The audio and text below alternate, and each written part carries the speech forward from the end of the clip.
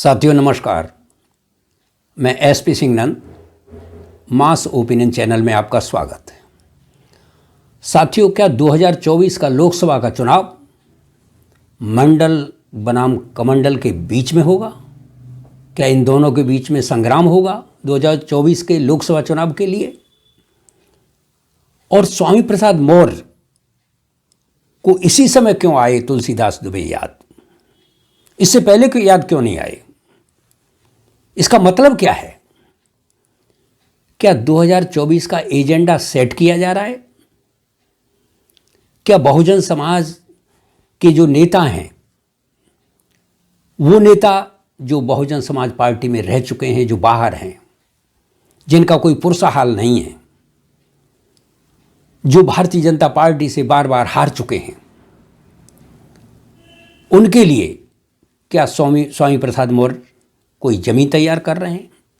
क्या इन नेताओं के बीच, जो कांसीराम साहब की पाठशाला से जो नेता निकले थे, इनमें आपस में कोई संपर्क है या ये संपर्क बनाए हुए हैं? तो कुल मिलाकर के स्थिति यह है कि आज स्वामी प्रसाद मौर्य ने रामचरितमानस की चौपाइयाँ के ऊपर या तुलसीदास दुबे के ऊपर यह आरोप लगाया है कि ये जो चौपाई हैं, जैसे ढोल गमार शूद्र पसनारी या जे वर्णाधम तेल कुमारा वगैरह वगैरह तमाम चौपाई, कि ये चौपाइयाँ हमारे शूद्र समाज को अपमानित करती हैं। लेकिन हम इन चौपाइयों में नहीं जाना चाहते। हम इनके निहितार्थ को खोज रहे हैं कि आखिर स्वामी प्रसाद मौर्य को आज ये चौपाइयाँ क्यों याद आई।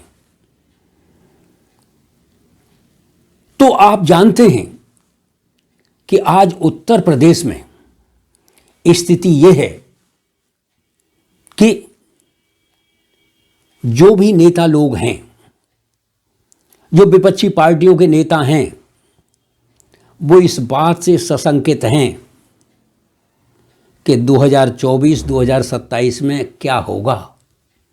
क्यों? कि भारतीय जनता पार्टी 2014, 2017, 2022 में इन लोगों को बहुत बुरी तरह शिकस्त दे चुकी है, विपक्षी पार्टियों को शिकस्त दे चुकी है। तो ये सोच रहे हैं कि आगे कौन सी रणनीति तैयार की जाए जिससे कि हमारा भी बेड़ा पार हो जाए।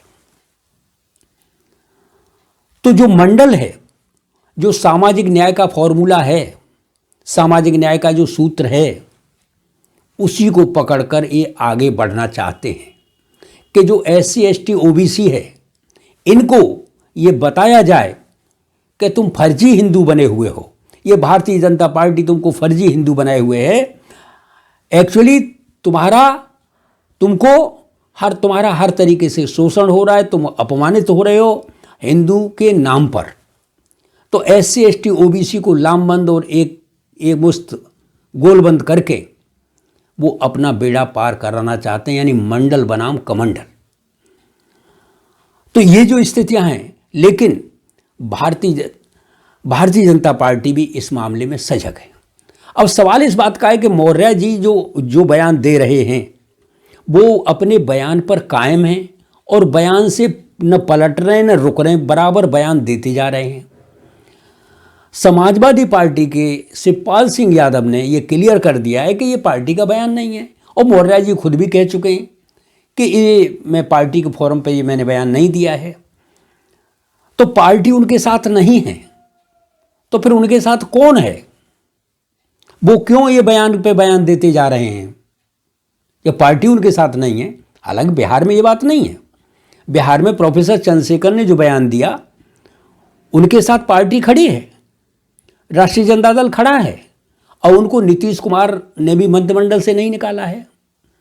मंत्रिमंडल निकालने की छोड़िए, बाकायदे राष्ट्रीय जनता दल के कार्यालय पर 5 दिन तक होर्डिंग लगी रही, जिस पर विभिन्न चौपाई लिखी थी और ये पूछा गया था कि इन चौपाइयों का अर्थ बताइए। तो ये स्थिति है बिहार की। तो बिहार में पार्टी साथ में है प्रोफेसर चंद्रशेखर की, जहाँ से बयान आया है, जहाँ से ये बयार आई है। हालांकि बयार तो तमिलनाडु से चली थी, तमिलनाडु से चलकर बिहार और बिहार से उत्तर प्रदेश में आ चुकी है और स्वामी प्रसाद मौर्य उत्तर प्रदेश के प्रोफेसर चंद्रशेखर बने हुए हैं और वो अपने बयान पर आगे बढ़ते जा रहे हैं। कोई ज़रूरी नहीं कि वो यहीं रुक जाएं, आगे वो और भी तमाम मुद्दे हैं ये इसी तरीके के उनको उठा सकते हैं, तमाम चौपाइयों का हवाला दे सकते हैं। तो ये मुद्दा एकदम गरमाया हुआ है इस समय उत्तर प्रदेश की राजनीति में। यानी ये मुद्दा मंडल की तरफ इन जातियों को, SC ST OBC की जातियों को मंडल की तरफ खींच करके ले जा रहा है। यानी मंडल के अंदर जो चुंबक है वो मंडल की चुंबक इन जातियों को अपनी तरफ खींच रही है।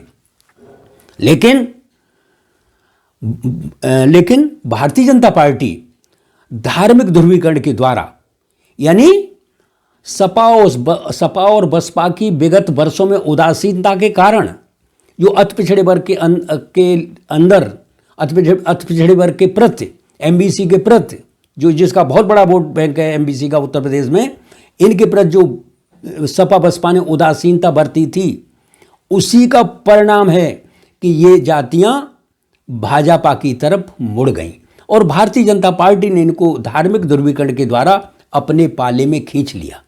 और खींच ही नहीं लिया, भारतीय जनता पार्टी ने इन जातियों के अंदर से बाकायदे नेता निकाले, नेता पैदा किए और उनके नेतृत्व में इन जातियों ने बाकायदे भारतीय जनता पार्टी को वोट भी दिया। तो ये जातियां एक तरीके से कमंडल की छतरी के नीचे एक मुश्त खड़ी हो चुकी हैं, ये जा चुकी हैं भारतीय जनता पार्टी के खेमे में। लेकिन उस खेमे से बाद में इस खेमे से खींच करके लाना, मंडल की छतरी के नीचे खींच करके लाना कोई हंसी ठट। तो साथियों, स्वामी प्रसाद मौर्य मान्यवर कांसीराम साहब की पाठशाला से निकले हुए सबसे पुराने स्टूडेंट हैं, सबसे पुराने विद्यार्थी हैं। 80 के दशक से वो राजनीति करते आ रहे हैं। वो कोई बयान यूं ही नहीं देते, बहुत पुराने नेता हैं, घुटे हुए नेता हैं। लेकिन 14 जनवरी 2022 को उन्होंने नारा दिया था, जब वो समाजवादी पार्टी में शामिल हुए थे, कि 85 भाग हमारा है और 15 में भी बंटवारा है, और यही स्वामी प्रसाद का नारा है। ये नारा दिया था। लेकिन समाजवादी पार्टी में शामिल हुए और उनके मंच से नारा दिया, लेकिन समाजवादी पार्टी का तो ये 85-15 और ये इस तरीके का बंटवारा ये सब कुछ रहा ही नहीं है समाजवादी पार्टी का। समाजवादी पार्टी का ऐसा कोई मिशन नहीं रहा है। समाजवादी पार्टी तो लोहिया से अपनी बात शुरू करती है और लोहिया पे ही ख़त्म कर देती है। अगर उत्तर प्रदेश में मिशन के बारे में किसी ने बताया तो वो बहुजन समाज पार्टी है। बहुजन समाज पार्टी ने अपने कैडर के द्वारा पेरियार E.V. रामास्वामी नायकर, छत्रपति शाहू जी महाराज, ज्योतिबा फूले, सावित्रीबाई फूले, पेरियार ललई सिंह यादव, रामस्वरूप वर्मा, महामना रामस्वरूप वर्मा, ये तमाम जो थे, तमाम हमारे संत और महापुरुष हुए हैं। या 85 बनाम 15 की जो लड़ाई है, शोषित और शोषक की, ये सारी की सारी बातें ये बसपा के कैडर में पढ़ाई जाती है। बसपा का मिशन है, लेकिन सपा का तो ये मिशन नहीं है। तो सपा के मंच पर या सपा में रहते हुए इन बातों को कहना या मिशन की बातों को कहना, तो इससे किसका नुकसान होगा और किसका फायदा होगा?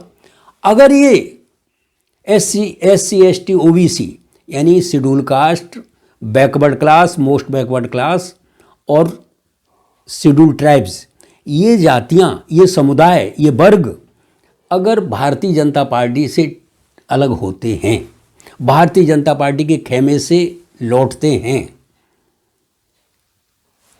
विपक्षी पार्टियों के खेमे में, तो ये सपा को कोई इससे फायदा होने वाला नहीं है, क्योंकि सपा का तो वो मिशन ही नहीं है।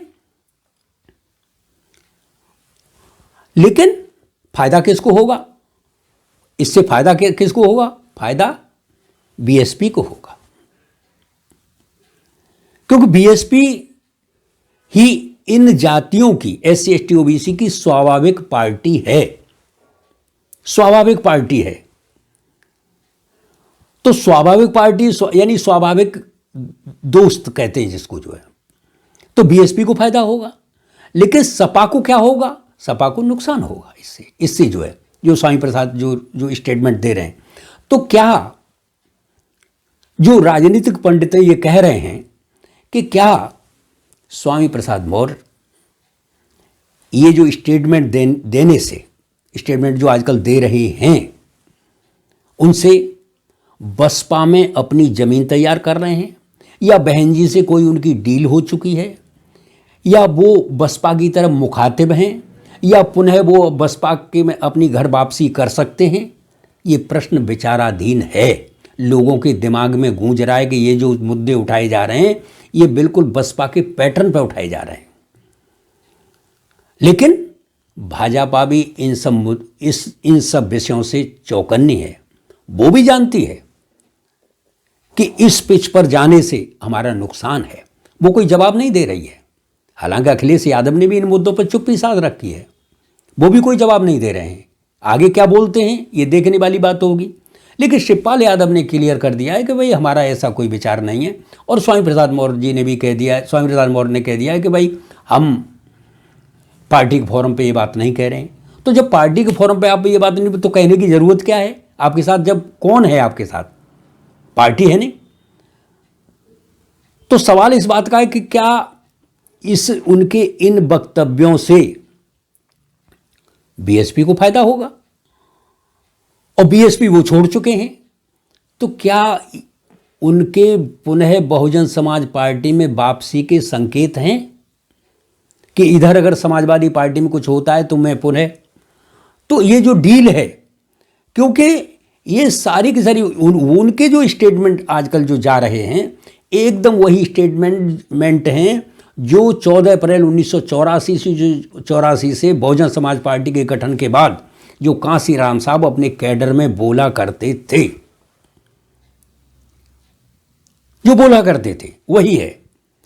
लेकिन साथियों, लड़ाई बहुत दिलचस्प मोड़ पर पहुंच रही है और हम और आप इस लड़ाई के गवाह बनेंगे, क्योंकि लड़ाई मंडल बनाम कमंडल की होने जा रही है। ये संकेत मिल रहे हैं। हालांकि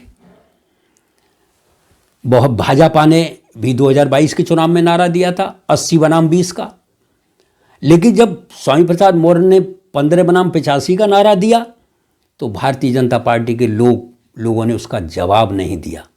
फिर उनके नारे की, कहीं 80 बनाम 20 के नारे की गूंज नहीं सुनाई दी। इसलिए 85 बनाम 15 का जो नारा था वो स्वामी प्रसाद मौर्य उसी पैटर्न पे, उस पे काम कर रहे हैं। लेकिन भारतीय जनता पार्टी के धार्मिक ध्रुवीकरण की भारतीय जनता पार्टी की धार्मिक ध्रुवीकरण की प्रक्रिया द्वारा जो अति पिछड़े वर्ग के लोग या एससी के लोग, एसटी के लोग उनके छतरी के नीचे या उनके मंच पर जा चुके हैं, उनको पुनः बसपा की तरफ लाना, सपा बसपा की तरफ लाना कोई हंसी ठट्टा नहीं, कोई साधारण बात नहीं है, बहुत कठिन है।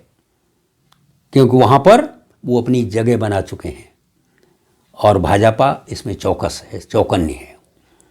और भाजपा जो अति पिछड़े वर्ग के जो नेता हैं वो भाजपा में बाकायदे उन जातियों को लामबंद और गोलबंद भी कर रहे हैं आगे 2024 के चुनाव के लिए। तो साथियों, लेकिन स्वामी प्रसाद मौर्य जो बसपा के जो निकले हुए नेता थे उनके संपर्क में हैं, उनसे बात कर रहे हैं और उन नेताओं को भी ये अपना दिखाई दे रहा है कि भाई हमारा भविष्य तो एकदम अंधकारमय होता जा रहा है। जो बसपा की नर्सरी में जो नेता पले हो बड़े हुए और मंत्री रहे, सब रहे, शासन में रहे, शासन सत्ता में रहे, उनको अब ये नज़र आने लगा है कि भाई हमारा क्या होगा। वो बेचैन हैं कि 2014 में वो मात खा चुके हैं, 2017 में खा चुके, 2022 में खा चुके, और वो नेता सब एकदम हाशिए पे पड़े हुए हैं। चाहे वो दद्दू प्रसाद हों, आर.के. चौधरी हों, और वो क्या नाम है रामाचल राजभर हों, और लालजी वर्मा हों, और इस तरीके से बहुत एक लंबी फेहरिस्त है नेताओं की, जो कि एकदम जो इज्जत और जो प्रेस्टीज इन लोगों की बसपा में थी वो आज बसपा से निकलने के बाद नहीं है। इसलिए लोग ये देखने के लिए बेचैन हैं कि क्या इसमें दो प्रश्न उठ रहे हैं कि क्या स्वामी प्रसाद मौर्य पुनः बसपा की तरफ रुख करेंगे, जैसा कि उनके वक्तव्यों से अंदेशा लोगों को लग रहा है, और क्या 2024 की लड़ाई मंडल बनाम कमंडल होगी। ये देखने वाली बात है। लेकिन भारतीय जनता पार्टी भी बहुत विश्व की सबसे बड़ी पार्टी है, वो भी सजग और सतर्क है, और उसका जो वोट बैंक है, तो भारतीय जनता पार्टी ने आकर के अपने वोट बैंक को बढ़ाया है 2014 में। पहले 30% पर सरकार बन जाती थी, अब तो 40-42% पे आपको तक ले जाना पड़ेगा, अपना जो जनाधार, अपना वोट प्रतिशत ले जाना पड़ेगा, तभी आप सरकार बना सकते हैं। ये भारतीय जनता पार्टी ने करके दिखाया है कि 40-42% जब ऊपर जाएंगे तभी सरकार बना सकते हैं। साथियों, उत्तर प्रदेश का मामला बहुत ही क्रूशियल है और हमारे आपके देखने के लिए बाकी रहेगा। लेकिन ये जो मुद्दे हैं, विवादास्पद मुद्दे हैं, चौपाइयों के मुद्दे हैं, तुलसीदास वाला मुद्दा है, इन पर जो है आपस में सद्भावना के द्वारा विद्वानों को बैठकर इन सब मसलों को हल करना चाहिए। साथियों, हमारी आपकी नज़र इन मुद्दों पर बनी रहेगी। अभी तो 11 महीने शेष हैं 2023 को जाने में और 2024 को आने में, लोकसभा चुनाव के आने में। इसलिए आप बने रहिए, आप हमारे साथ, हमारी नज़र बनी रहेगी। इन्हीं शब्दों के साथ हमारी बात ख़त्म। आप हमारे चैनल को लाइक करें, सब्सक्राइब करें और इसको शेयर करें और कमेंट भी कर सकते हैं। साथियों, जय हिंद, जय भारत।